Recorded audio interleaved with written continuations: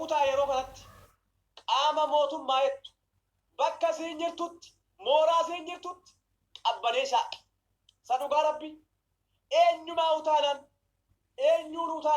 bakka isiin jirtutti qaama mootummaadha haleela yeroo sana yeroo akkanaatti yeroo isin galaafattan faannoon eegaleera amma wal keessa baa dubbiin wal keessa baa bara osoo yeroo kanatti namni silaa mootummaan silaa yeroo kanatti beekta warra amantaadhaa hin tuqu charchiin tuqu masjiidan tuqu warra amantiitti hin bu'u silaa mootummaa yeroo kanatti of eeggannoo godha maaliif beekta qaama isaan lolu baay'ee qaba waan ta'eef waraana bilisummaa oromootiin lola faannootu lolaan silaa jidduu kanatti mootummaan silaa waan laallatu qaba ni diddeemi dhidhiittatteemi mirqaanteemi faannoon sirraa galchuu teessi sadhugaa rabbi fayyadamaan faannoon akka ajaa'ibaatti burraaqanii Gondarii fi wanni keessa qaama mootummaa jedhamtu yaasuun jalaa waan hin oolle sadhugaa rabbi mirqaanii jiran bar karaa balamteemi sakana ammaani warri kaana sira ta'anii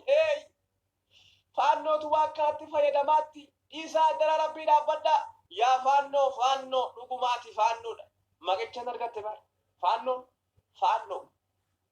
faannoo jedhan bar yeroo sirbanullee yeroo geeraralillee yeroo rafanullee yeroo ol ka'anullee jechi jaraa faannoodha bar faannoo maqichuma faannoo jedhu kanatu maqaa musiibaadha bar maqichumti faannoodha dhugaa rabbi faannoon fayyadamaaran mirgaan isin agartu itti fayyadamaa dhukaasaa yeroo kanatti waan balleessuu qabdan balleessaa faannoon irraa aanuu qabdi abiyyoota kaasa irra sadhugaa rabbi nan galchuun jechuudha dhimma biyyi nan galchu namni masjiida kiyya diige namni qur'aana kiyya balleesse namni qur'aana gube anaaf faannoo caala diinni kiyya inni hamaan diinni kiyya inni baalageen diinni kiyya inni ilaamaayyiidha nama qur'aana rabbii gube nama masjiida rabbii diigdamaa ol diige faannoon anaaf diinaa miti diinni kiyya abiyyoot kaaseeti ka masjiida rabbii diige kan qur'aana rabbii balgube abiyyoot kaaseedha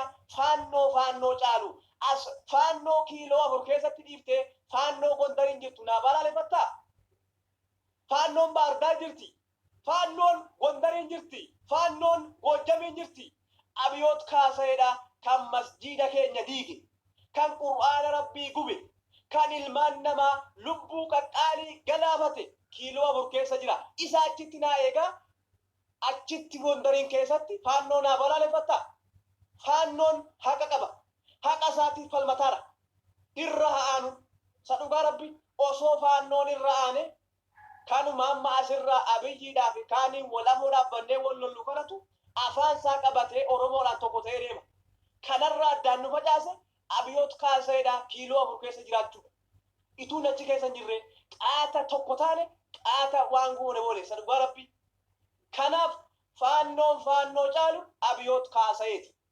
faannoon kiiloo 4 keessa jira faannoon yeroo fedhe masjiida diigu faannoon yeroo fedhe warra charchii iyyisiisu faannoon yeroo fedhe masjiida diigee ummata muslimaa iyyisiisu faannoo kiiloo 4tti dhiiftee faannoo gondartuu waan kanatti fayyadamaatti warra sirna asee duraaniitu waan kanatti fayyadamuu fi jaratu dubbii kana horisaara dubbii kana xiqqoo warri islaamaa oromoodha xiqqoosii duubatti waa laalaa hudduu kee keessa ol kaa'ee achii gada fuudhu waslaattota bulguu haadha keessan warra oromoodha maal ilaalan masjiida diigame ilaala qur'aana rabbii gubate ilaala faannoo ijji kiyya faannoon argaa ituu abiyyoot kaaseedhaa kiiloo 4 jiru faannoon maal la godhen yeroodhaa faannoo miti diinni kiyya abiyyoot kaaseetu diina kiyya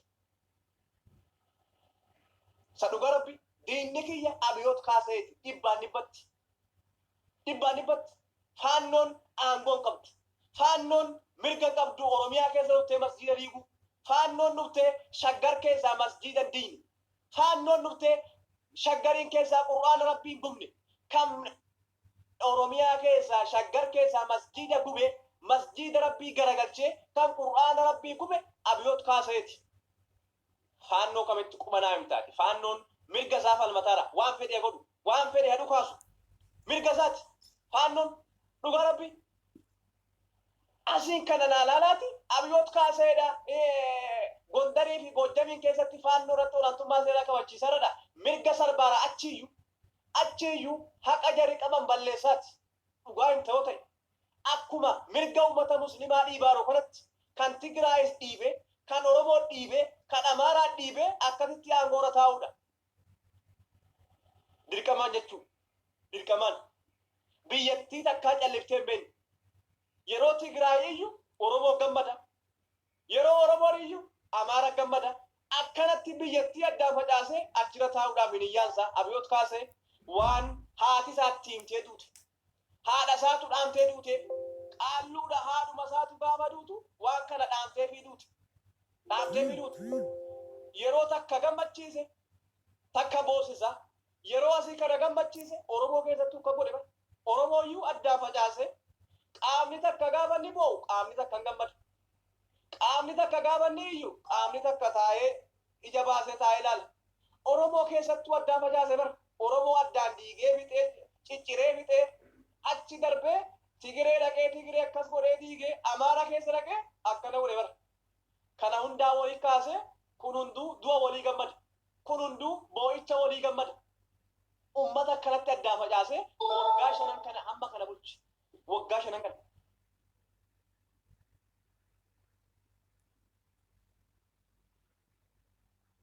Banaan jetta as baate faannoon siyaasa kanatti fayyadamuudhaaf dhibbaan dhibbatti faannoon itti fayyadamuu qaba.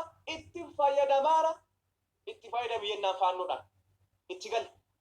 Bakka yeeqamne jirtutti keessa galaatti bubbisaa dhukaasa isinii kennamte bar bookkisuun sila faannoodha bakka faannoon bookkisuun kennamteefi yeroo kana bookkisaadhan Gondarii fi Baardaarii fi achi kurreen achi sagaleen achi bahaaru ajaa'ibaati. Moleessa kiyya akka waan masjiidni achi keessaa gubateeti. Saduugaa rabbi akka inni naannoo jaraatii gubateeti.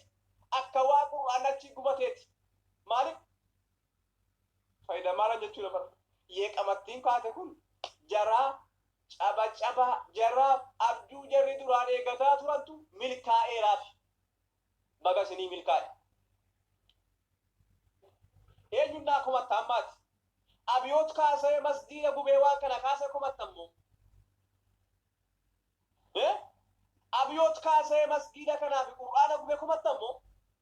Faannoo ofiisiitiif daariin jirtu kumatta. Mee ofii keetiifu eenyu kumatta? Eenyu kumatta? Eenyu waan kana godhu? Eenyu waan kana godhu?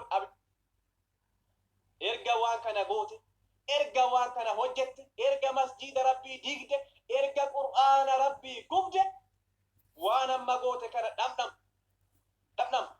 Amma eessa abbaa keetii waraana eegita? Amma eessa abbaa keetii waraana eegita? Waraanne kan kee Amaara keessa dhaqammoo, faannoo bira dhaqammoo, adda bilisummaa Oromoo bira dhaqammoo, ummata musliimaatti bobbaaftammoo, Tigraay iyyuu ammallee dubbiin hin rafne achitti ergitammoo, daangaa Suudaanitti ergitammoo,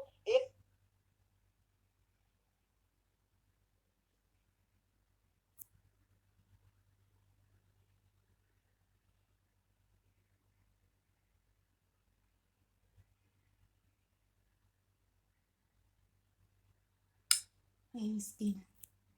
Neetworkiin qabee jira. Wallaahi dhugaa jedhe. Dhugaa dubbate. Fannoon komannu fannoo jedha. Amma immoo waan gubamu. isa dhagee yeroo hundaa harka kennatu. Akkama Finfinnee keessaa bokkisu kanaa miti dubbiin dhagee. Ana Itoophiyaadha. Akkama kana Finfinnee keessa taa'ee dhukaasu miti bara. Waraanicha faannoodhaan lola. Adda bilisummaa Oromootiin lola. Achi ta'ee Suudaanidhaa yeroo tokko wal lola. Moqdishoodha jedhee tachi Alqaayidaadha naqee wal lola. Amma gurbaan kun eenyuun ofirraa lolee eenyuun dhiisuudhaa deemaadha bara. Lafa hunda dhaqee tuqee kaasee ofitti mee waraanni isaanii isaan itti hobdatanii.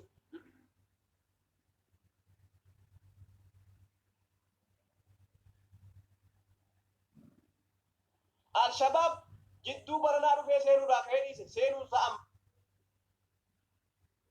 Abi warri fuula hidhatee deemu warri dukkanni warra akkanumatti nama nagaa galaafatan sun seenuuf ta'anii amma yeroo kanatti eessa abbaa keetii olaantummaa seeraa kabachiifta qaama. Eessa abbaa keetii dhaabbatta. Soomaalee dhadhammoo Muqdishoo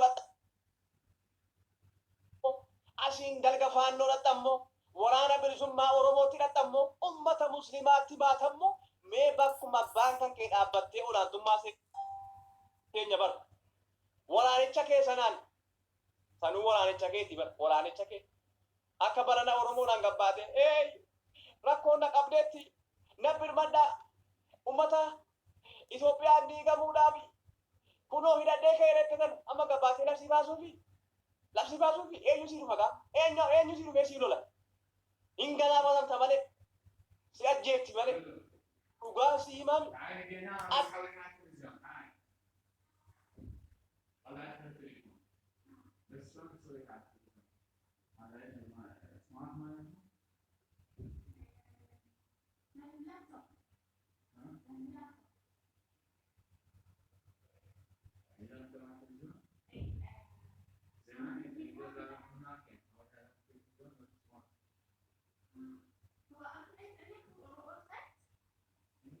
dhiiga nama baay'ee dhugde lubbuu nama nagaa hedduu artistii hedduu nyaatte ustaada hedduu nyaatte ati harki kee dhiiga Hayilamaariyaam fiisaatiin baqqaa jedheeti gaafa dubbiin jabaattu karaa gadhiise Hayilamaariyaam ati wallaahi aggaaroodhaatti hin jiraattu sa dhugaa rabbii Abiyoot kaase wallaahi aggaarotti baqannaan aggaaroo lafa keessaa qonnee si baaf sa dhugaa rabbii wallaahi aggaaroodhaatti hin jiraattu sa dhumaati bara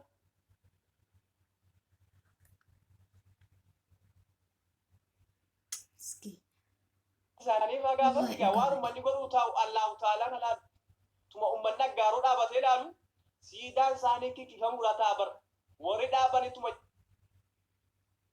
aduma maaliitu samaa dhagaara gannutti bu'e tuma jedhi jiran siidattii isaachi keessa siidaa aggaaroo keessatti dhaabame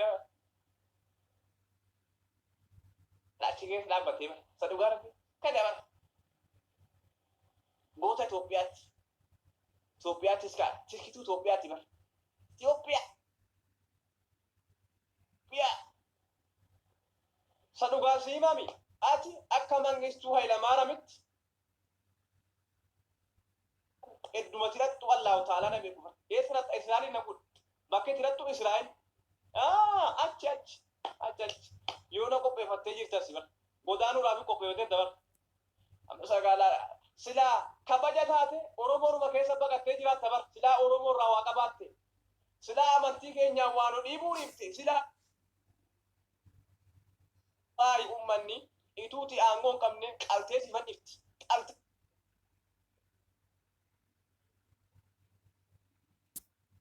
fakkaatiin jechuudha walumaa galatti Abiyoot kaasee gocha amma godhaattu kana ilmaan keetii wajjin siidaa Minilikillee Hayila Sillaasee baadhatte xiyyaara keessa kaa'atte godaanta gaafa godaantu wajjiniin bakka takkatti biraa nafu Hayila Sillaasee biraa nafu mootummaan kana booda dhufu mootummaa warra du'e yaada jiraatiin deemu miti ati silaa jiraa duuteemi tu jirtuu duutee Minilikii waan matteemi gargaara itti aanaa muummicha ministeera Taqilaa Ministeer Abiy Ahmad itti aanaan dudduubbee Minilik immoo Hayila Sillaasee dhaba ate maalanii dammaqeen itti aanaa dheettanii dammaqaa miti itti aanaan dammaqaa mokonnoon itti aanaa miti wucci guddaa ministeerii jenni warra abbechuu itti aanaansa Minilik cinaa kaasee jira bara gaafa deemtu fudhattee deemta ofii keetiif hojjechiifte ofii keetiif fudhattee deemta wajjiniin ni godaanta jechuudha. Kanaaf kuulloon immoo eessa abbaa keessatti ni gaamba warri kuulloodha kuulloo afaan gurraatti kuulloo fuula keessa gurraatti kuulloo yoollee ni qabte kuulloo amantiin qabne kuulloon hin salaanne eessa abbaa keessa dhaquu keessan isin immoo Abiyoot kaaseedhaa Israa'eliin deema isin immoo eessa abbaa keessa dhaquu keessan jimma abbaa jimarra quteessan isinis jimma abbaa jimarra quteessu isin immoo keessan immoo godaansi eessatti gammaa abiyyoot kaasee xiyyaaraan dhufee isin fuudhu abiyyoot kaasee gaafa godaanu qophaa godaana isinin argu isin kuulloon immoo eessa keessanii godaanuu teessan kuulloo abichuudha eessa godaanuu teessan xiyyaara qabdu kuulloon xiyyaara mataasii qabdu xiyyaara kan qabu kuulloo isa kiiloo bulu keessa jiru inni gaafa godaanu qophaa isaatti godaana kan kee qopheeffatu kuulloo huruu gurraatti kuulloo dhiqamtu qulqulloo annacha bar annacha qulqulloofne kuulloon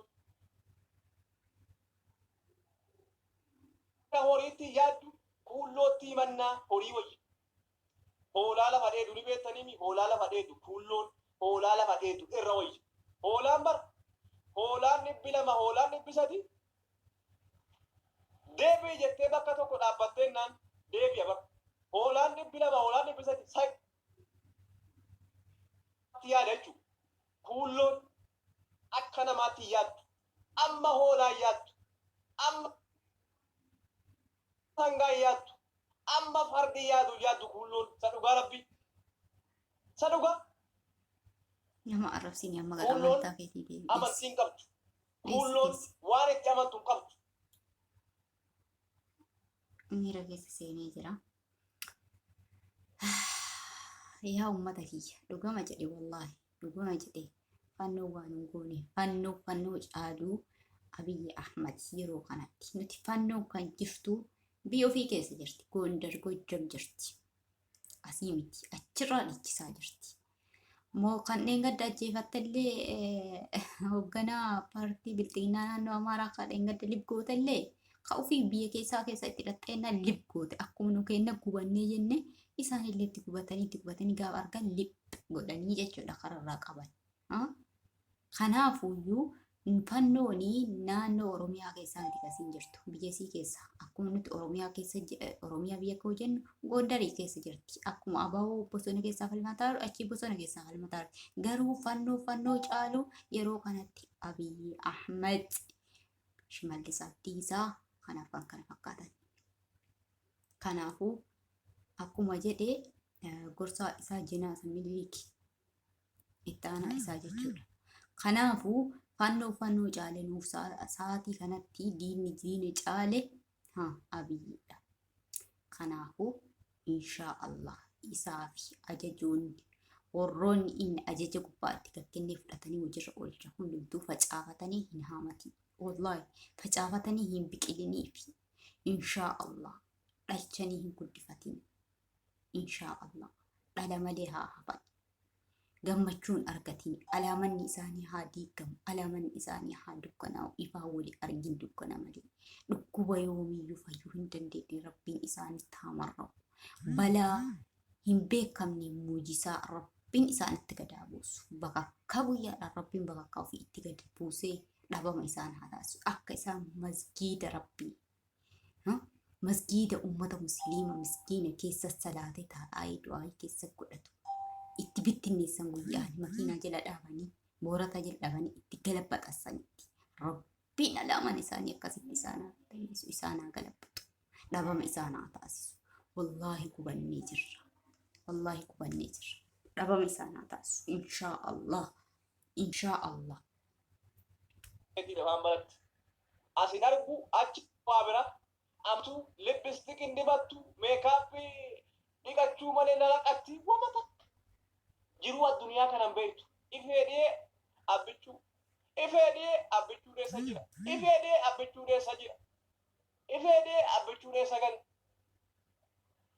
abbichuun qabirii qotataara qabirii isaatti wajjin awwaalan taratte so addunyaa kanarratti jiruu gaariyyuu jiraate ilmi namaa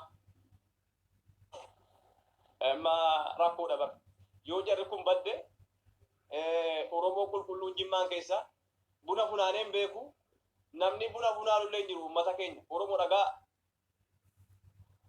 dubira kote yoo ummanni kun badde buudhan lafatti amma ummata jarattiin kun baduu sin qabdu bar abiyyoon duduu qabu funaan jarruun ni deebiti bakkatti bakka ofii meetti waan ta'eef buna hunaanuudha waan ta'eef dalagaasi deebi'u buna namni hunaanu hin jiru jechuudha. Subhaanallah yaa biyyoot kaasee numa dhalchite bar guumaa ati guumaa miti kan kee komentiin na jala baatu bar feen haazal guumaa feen haazal guumaa in jafara bar inni le jafara bar gurbaa illa malee kaawwan mootii guumaa homaa jettan moorishaadha bar kanaa saaruuf nama biraatti miti sadeemtee bakka biraatti shamarranii fi wanni kana qeetu seetaa boo mootii guumaa homaa jedhan ati addunyaa kanarraa cafaraan itti nafu waan hunda fixatee waan hunda godhatee dibatee sakkacha bar kanaaf hin jedhaan warri abiyyiin deeggaru kuulluudha yoo marayaa kaa'attes kuullummaan kan kee marayaa keessoodhaan nutti ifa yoo libbistik dibatte in ifa yoo maaluu gootan waan namni ittiin bashannanu hunda yoo numa keessaan beekamtu in beekamtu nuura qabdan ifaan qabu fuulli keessan Allahu ta'aalaan gaafa isin uumu nuura isin irraa fuudhe malaayikaan azaabaa ituu isin achi naqin addunyaa dhumarratti qilleensa fuula azaabaadhaa isinitti dhahe achi ol tuu isin hin naqin kaan azaabaa ituu asii gad hin bu'in asii achi ol isinitti rabbi waraabbi kuuloon ni argine yeroo jedhe ta'anii haasaan maal isin wanni itti kaatan tokko maqaan see maanni maal isin